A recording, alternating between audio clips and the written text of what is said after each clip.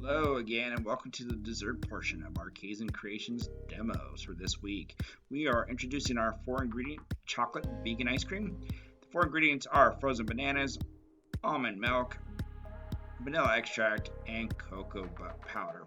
As you can see in our bowl, we actually froze it for about an hour. We added some chocolate chips and some sprinkles. We highly recommend you do this after you make this.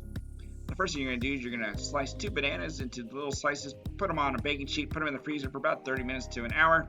Once they're frozen, go ahead and stick them into your blender. Once you're done putting them into the blender, go ahead and add your almond milk, your vanilla extract, and your cocoa powder. We do recommend that if you find the bananas to be a little too frozen, go ahead and add more almond milk just to make it a little bit smoother as it blends. We do have an ice cream option on this blender, but if you don't, go ahead and sit it on high and blend for about 45 seconds to about a minute. Once you're done with that, you're going to have a nice soft serve. You can go ahead and serve it as is, but again, we recommend putting it in the freezer for about an hour to 2.